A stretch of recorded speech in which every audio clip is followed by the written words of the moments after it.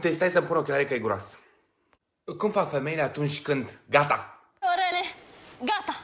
Asta zici că e Rambo? Orele, gata, gata, Chichicea nebuna! gata! S-o încheiet între noi, s-o încheiet între noi. Stai. Stai că i s-a micșorat minonul ăsta de frică. Stai că acum ridic eu la 90 de grade, gata, s-o încheiet. Fă, dar mai lasă-mă dracu cu Viorel al tău. Definitiv. Și irrevocabil. Viorele, de ce ești așa, măgar, Viorele? Că așa sunt toți bărbați. Ți-ai bătut joc de mine, Viorele? Bună dimineața, dă-ți cu reveneală. Ce zice o femeie atunci când bărbatul caută explicații? Există o explicație. Poți te imagini, adică tu mă crezi chiar, Viorele? Am ajuns prostă. Burete am ajuns.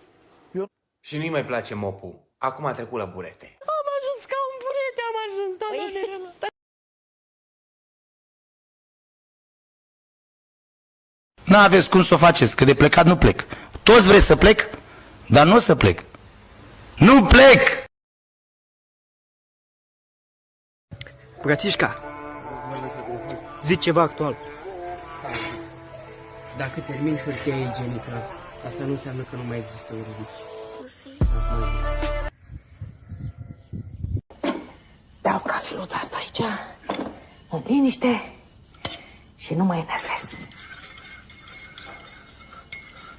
Și nu mă enervez. În altă zi, ți-aș fi spus cu altă ocazie cum vrei să speli vasele dacă n-au detergent, cum vrei să facă clăbuc dacă n-ai pus detergent. Azi, în sfântă zi de sărbătoare, nu spun. Azi mă ținesc.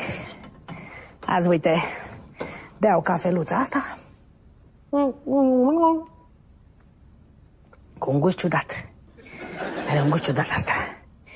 Vezi, în altă zi poate ți-aș fi spus că sigur mi-ai pus tu ceva în cafea. Așa-ți place ție. Ce ți-ar mai plăcea să mă vezi moartă?